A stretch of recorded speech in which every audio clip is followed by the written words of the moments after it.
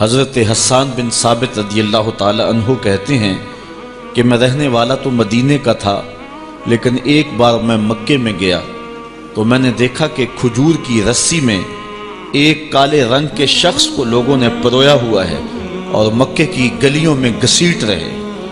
تو میں نے پوچھا کہ یہ شخص کون ہے؟ تو لوگوں نے کہا اس کا نام بلال ہے۔ تو میں نے کہا کس جرم کی سزا اسے دے رہے ہو؟ تو انہوں نے کہا کہ یہ ایک نئے دین میں داخل ہوا ہے اور ہم اس کو منحرف کرنا چاہتے ہیں۔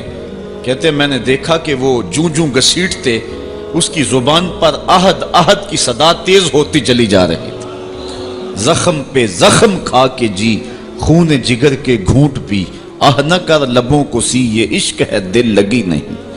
یہ چند لمحوں کے لیے دل بہلانے کی کہانی نہیں ہے کہ جس محبت میں سختی آئی تو راستہ بدل لیا۔ یہ ان راستوں کا ان لوگوں نے اہتمام کیا تھا اور ان راستوں کے مسافر بنے تھے کہ راستے میں پہاڑ بھی ہوں تو یہ چیر کے آگے گزر جائیں۔ بلال حبشی کو ان کا ظالم آقا مارتا ہے، کبھی ان کے ہاتھوں میں میخیں ٹھونکتا ہے، کبھی زبان پہ تپتے ہوئے کوئلے رکھتا ہے، کبھی رسی پاؤں میں ڈال کر کے اوباش لڑکوں کے ہاتھوں میں دیتا ہے کہ اس کو گھسیٹے، کبھی کچھ، لیکن بلال ہیں کہ آگے سے مسکرا رہے ہیں، آہد آہد کا نغمہ پکار رہے ہیں۔ کسی نے رک کے کہا بلال یہ عجیب تماشا ہے، وہ تمہیں مار رہے ہیں اور تم آگے سے آہد آہد پکار رہے ہو۔ تو حضرت بلال بولے تم جاؤ نا بازار میں مٹی کا پیالہ خریدنے کے لیے تو اس کو بھی ٹھونک ٹھونک کے دیکھتے ہو، اس کی آواز تو ٹھیک ہے، کہیں کچا تو نہیں ہے؟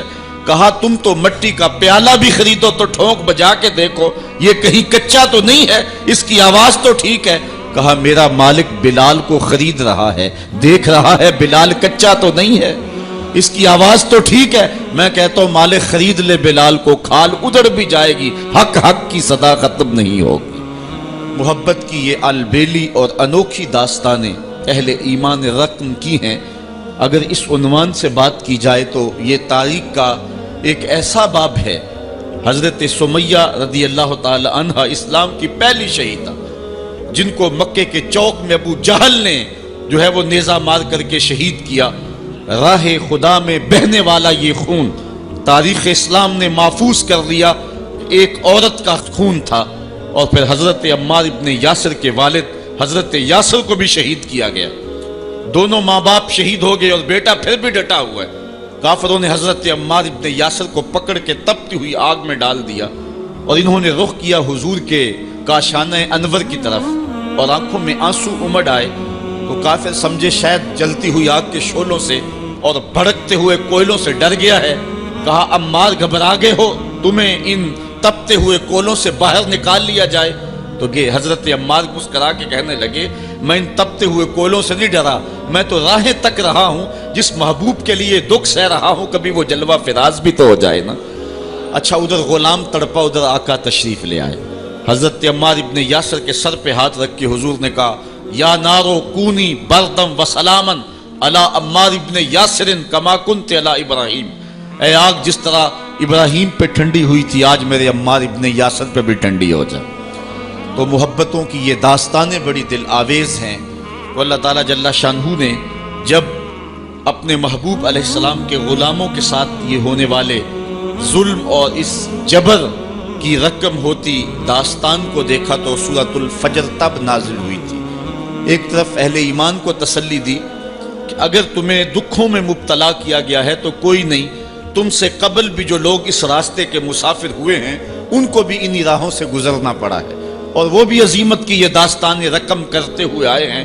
انہوں نے بھی جو ہے وہ سولیوں پہ اور فصیلے دار پہ اپنے سروں کا چراغاں انہوں نے بھی کیا ہے اور راہ حق میں ہر دکھ اور ہر تکلیف انہوں نے سہی ہے، حتیٰ کہ زنجیروں نے ان کی ہڈیوں تک جو ہے وہ نشان چھوڑے، لیکن پھر بھی وہ راہ حق سے منحرف نہیں ہوئے۔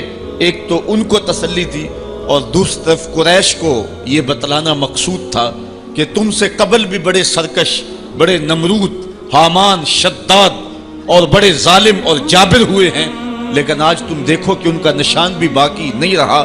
اگر نشان باقی رہا ہے تو حق کا نشان ہی باقی رہا ہے۔ اس لیے سورۃ الفجر اس ماحول میں نازل ہوئی ہے جب کہ جو ہے وہ اسلام کے اوپر اور اہل ایمان کے اوپر سخت آزمائشیں تھیں اور سخت جو ہے ان کے اوپر تکلیف تھی۔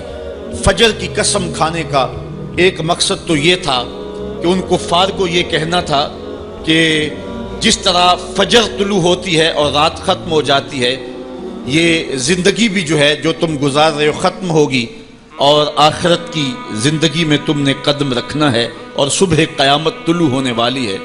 اور دوسری طرف اہل ایمان کو تسلی دینا مقصود تھا کہ راتیں جتنی بھی لمبی کیوں نہ ہوں، پو تو پھٹتی ہے اور اجالے تو نکلتے ہیں، ایک وقت آئے گا کہ اسلام کا پھریرا دنیا کے اوپر لہراتا ہوا نظر آئے گا۔ آج کی قربانیاں کل کے لیے سکھوں کا سامان بن جائیں گی۔ ساغر صدیقی نے کیا کہا تھا کہ آج تو ہیں یہ جسم آلودہ گرد سفر، آج تو ہیں یہ جسم آلودہ گرد سفر، کل انہی جسموں پہ منزل پھول بھی برسائے گی۔ آج مکے میں ستم ہیں، کل مکے والے ہاتھ باندھ کے کھڑے ہوں گے، تو وہ لمحے بھی آنے والے ہیں۔ تو فرمایا قسم ہے صبح کی والفجر، قسم ہے صبح کی، ولیال عشر، اور 10 راتوں کی۔ 10 راتوں سے مراد کیا ہے؟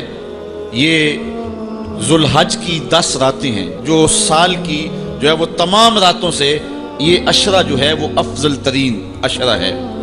دوسرا قول ہے کہ یہ رمضان کے آخری عشرے کی راتیں ہیں۔ تیسرا قول یہ ہے کہ یہ محرم کی پہلی 10 راتیں۔ یہ 3 اقوال مفسرین نے بیان کیے ہیں۔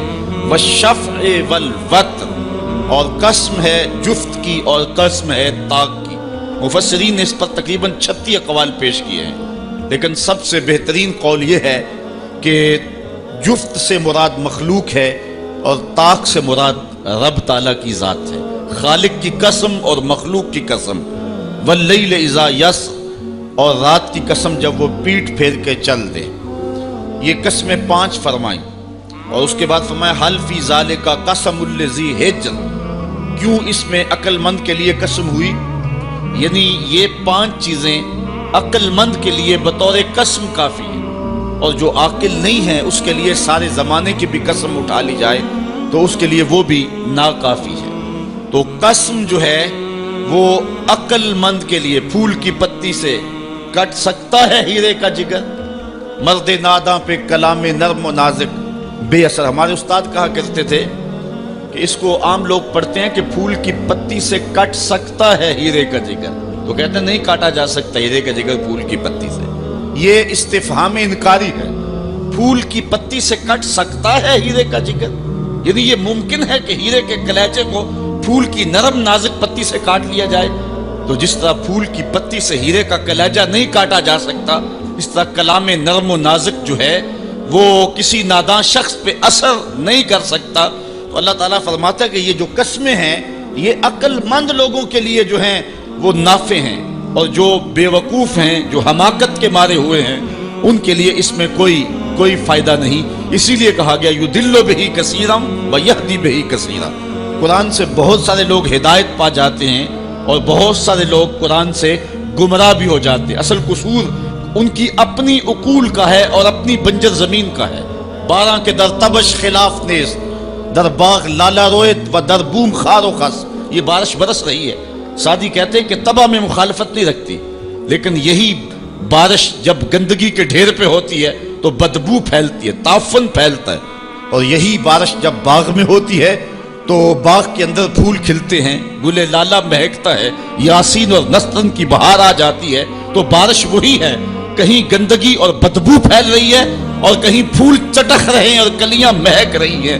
قرآن تو اجالا دیتا ہے اور قرآن کی قسمیں من میں یقین اگاتی ہیں، لیکن کچھ لوگ گمراہ ہو جاتے ہیں اور اسی قرآن کو پڑھ کے کچھ لوگ ہدایت کے اجالے پا جاتے ہیں۔ تو کہا کہ یہ جو 5 قسمیں ہیں یہ عاقل لوگوں کے لیے اس میں ہی ہدایت ہے اور اس میں ہی ان کے لیے بہت کچھ ہے۔ جس طرح فجر کے بعد حشرات الارض بلوں سے باہر نکلتے ہیں اور سوئے ہوئے انسان پھر دوبارہ جاگ پڑتے ہیں، زندگی میں ایک دم پھر ایک لرزش پیدا ہوتی ہے اور حیات نو کے آثار پیدا ہوتے ہیں، اس طرح مرنے کے بعد پھر لوگ دوبارہ اٹھائے جائیں گے۔ کافر کہتے تھے کہ ہم یہ بات نہیں تسلیم کرتے کہ بندہ مرنے کے بعد اٹھایا جائے گا۔ سورہ یاسین اٹھائیے، وہ کہتے ہیں کہ جب ہماری ہڈیاں ہو جائیں گی اور ہڈیاں زمین کے اندر گل سڑ کے مل جائیں گی تو پھر ان مردہ ہڈیوں کو کون اٹھائے گا؟ یہ نضر بن حارث نامی ایک شخص تھا جو قبرستان سے کوئی بوسیدہ ہڈی اٹھا لایا اور حضور کے سامنے اس ہڈی کو توڑتا ہے اور اس کے ذرے زمین پہ گرتے ہیں. کہتا ہے کہ ان ہڈیوں کو اٹھایا جائے گا جبکہ یہ بالکل جو ہے وہ ریزہ ریزہ ہو گئی. اللہ تعالیٰ قرآن مجید میں فرمایا کہ یہ کہتے ہیں کہ ان ہڈیوں کو کون دوبارہ زندہ کرے گا؟ تو اللہ تعالیٰ نے قرآن مجید کے اندر جو جواب دیا وہ بڑا خوبصورت ہے. یہ کہتے ہیں ان مردہ ہڈیوں کو کون دوبارہ زندگی دے گا؟ تو اللہ تعالیٰ نے جواب دیا کہ جب یہ ہڈیاں بھی نہیں تھی، جس رب نے اس وقت ہڈیوں کو بھی پیدا کر لیا تو ان کو جوڑنا اس کے لیے کون سا مشکل ہے؟ اللہ وہی رب جس نے ان ہڈیوں کو تخلیق کیا، نئے سرے سے ان کو پیدا کیا، تو اب ان کو جوڑ کر کے انسان کی شکل میں کھڑا کرنا اس کے لیے کوئی مشکل نہیں. روزانہ ہم موت کی آغوش میں چلے جاتے نیند کی صورت میں، لیکن پھر اٹھ کے زندگی کے اندر وہی توانائی، وہی حرارت اور وہی تیزی اور وہی جو ہے وہ نشاط پن. یہ حشر پہ دلیل ہے. تو کہا یہ قسمیں ہیں عاقل کے لیے.